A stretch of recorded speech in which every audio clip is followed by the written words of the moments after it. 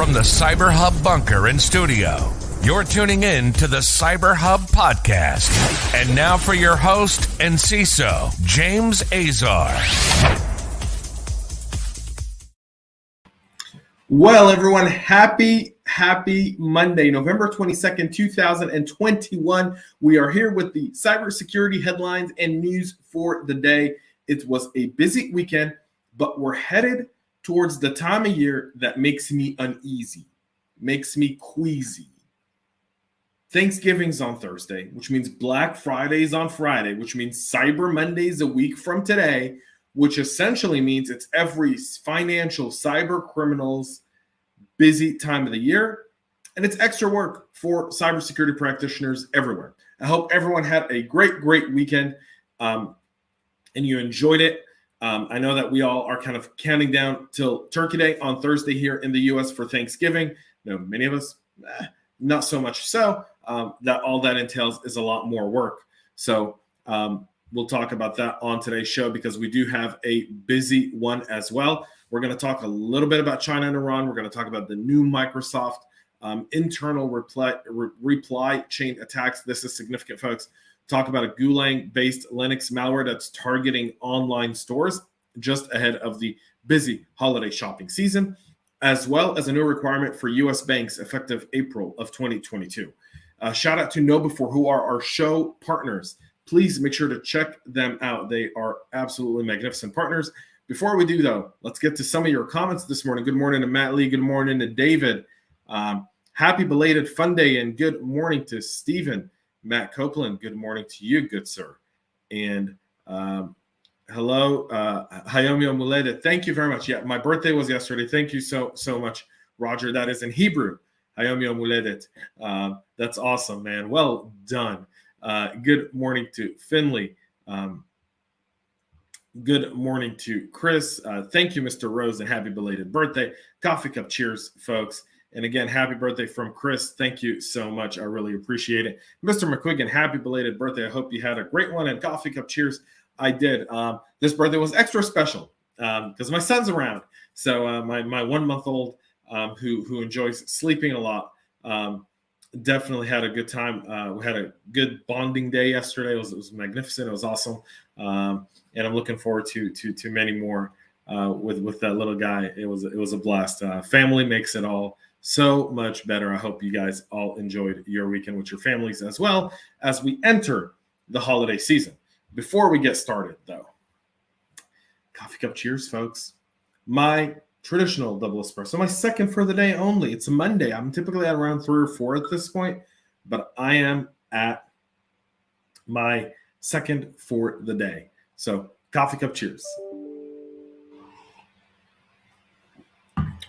All right, folks. We need to get into this show because we have let a lot of time go by. Let's start with Microsoft Exchange. Servers are being hacked in an internal reply chain attack. Trend Micro researchers discovered a very interesting tactic used in distributing malicious email to a company's internal users using the victim's compromised Microsoft Exchange servers. The actors behind this attack are believed to be TR, a known threat actor who distributes emails with malicious attachments that drop malware, including QPOT, Iced ID, Cobalt Strike, and Squirrel Waffle payloads. As a new way to trick corporate targets into opening malicious attachments, the threat actor exploits Microsoft Exchange servers using the proxy shell and proxy logon vulnerabilities. Believe it or not, there are still some of these that are not patched. The threat actors then uses these compromised Exchange servers to reply to the company's internal emails in reply chain attacks containing links to malicious documents that install various malware. In the same intrusion, the email headers for the received malicious emails, the mail path was internal between 3 internal Exchange server mailbox, indicating that the email did not originate from an external sender, open mail relay, or any other transfer messages, according to Trend Micro. So again, you know, we all have these in some capacity in our business, right? External email, do you trust the source? External email, do you trust the source? Here they're beating that, which means guards are down. And this is why behavior is just as important and awareness is just as important as knowing. And when companies now are scaling in a remote way, where you don't really know all of your coworkers because people are being onboarded right and left, and growth is significant for some organizations. This is going to be huge. It's not only effective against human recipients, it also doesn't raise any alarms by any email protection systems, because how often do we really test our internal emails? Now, one thing you got to do is keep your Exchange servers patched and ready to go. I know that's easier said than done, but get it done. That's really, really important. This is only taking advantage of Proxy Shell and Proxy Logon. Both of those were addressed and patched in May of this year. So please make sure to get that stuff done. Eddie, good morning from Big D, Dallas, Texas. Thank you for being here as well. Now let's talk about this one. So it's e-commerce shopping. I'll tell you something. Yesterday, my wife was like, James, it's your birthday. Let's go out. I was like, wonderful. Let's do that. We went to a mall. Packed. Pre-COVID type of packed. Like packed. Every restaurant, every food court, every store had lines, people in there. People are backing at it, folks. All right. But also a lot of people are shopping online. In fact, we know that Amazon had its best 20 month in the history of the company. So this new Golang-based malware targeting e-commerce sites is designed right for that holiday season. It's designed to take advantage of weaknesses in common online store platforms in order to steal card information in order to commit financial fraud. Now, we all want to support small business. We all want to be part of finding those really cool gifts for our loved ones this time of year. However, be very mindful. One piece of advice here is use a prepaid card. So that way, if it gets stolen, you don't have any issues having to replace everything, because a lot of people will use their cards and go, well, my bank covers it. Yeah, but then you've got to go and replace that card on every single automatic payment you've done. That could be hours worth of work. So use a prepaid card for the holidays. And that way, if something like this does happen, it's not a big deal. But let's talk about how this works. The initial foothold, the attacker started with an automated e-commerce attack probe testing for dozens of weaknesses in common online platforms. After a day and a half, the attacker found a file upload vulnerability in one of the store's plugins. Then the initial foothold was then leveraged to upload a malicious web shell and alter the server code to siphon customer data. Additionally, the attacker delivered a Golang-based malware called Linux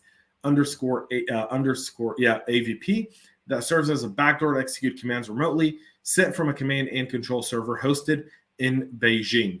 Upon execution, the program is designed to remove itself from the disk and camouflage as a ps.ef process, which is a utility for displaying currently running processes in Unix and Unix-like operating systems. The company that discovered this also discovered a PHP code web skimmer that's disguised as a Favion image, and it was added to the e-commerce platform's code with the goal of injecting fraudulent payment forms and stealing credit card information entered by customers in real time before transmitting them to the server. This is something to keep in mind. Again, holiday season's right around the corner, folks. I urge you, please use prepaid cards. Something will save you a ton of money down the road. Really will. U.S. banks are now required to report cyber attacks to regulators within 36 hours. The final version of this cybersecurity incident notification rule was announced on Thursday by the FDIC, the Federal Reserve, and the Office of the Comptroller of the Currency. The rules applies to banking organizations and their service providers, and it will take effect April 1st of 2022, with full compliance extended to May 1st, 2022.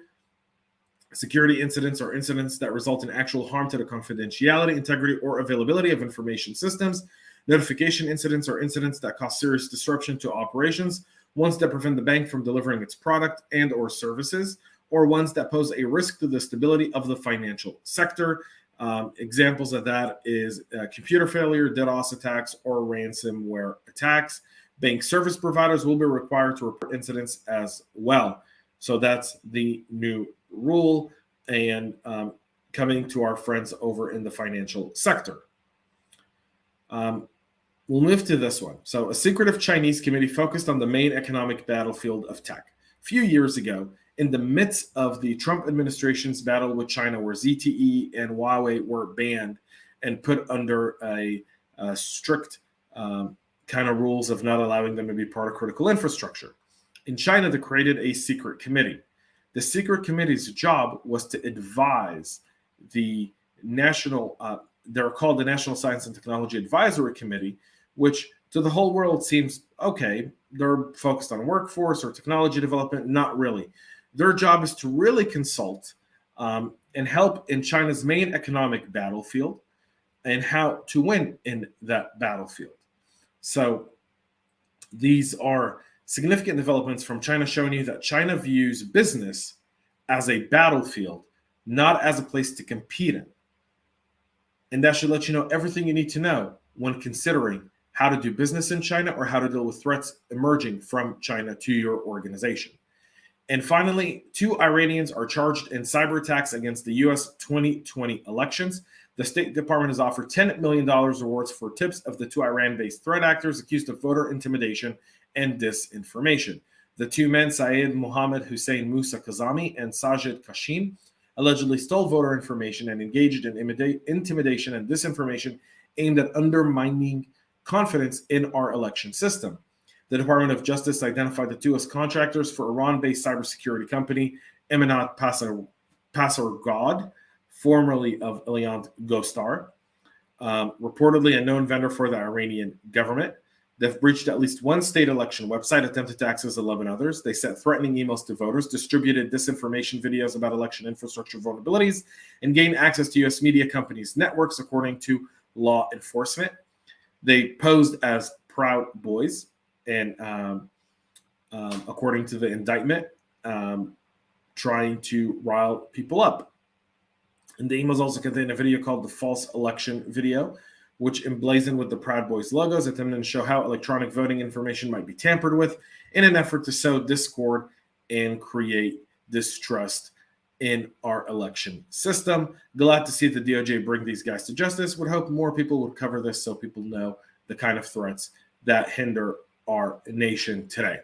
Folks, that's it for our practitioner brief today. I hope you had a good show. Make sure you get your Exchange service patch. Remember, as the holiday season comes up, we're all victims. Our loved ones could be victims without even knowing it. We all want to support small business. We all want to support really cool manufacturers or businesses that make really cool things for the holidays, but use a prepaid card. That would be extremely helpful. 1, to protect you, and number 2, to ensure that you're still able to support those businesses without the risk. A lot of these businesses will set up on a big commerce or one of these Shopify sites, and they're not technologically savvy. They're just trying to sell you a product. So keep that in mind. Folks, until tomorrow, where we'll be back here again at 9 a.m. Eastern Standard Time live, please subscribe. Please make sure to follow us on YouTube and your favorite podcast listening platform. Till then, have a great rest of your day. Have an awesome, amazing week. It's Thanksgiving week, so take some time to reflect on all the things you're grateful for. Till then, have a great rest of your day and stay cyber safe. We love feedback, so make sure to connect with us on social media and subscribe to our podcast on your favorite podcast listening platform.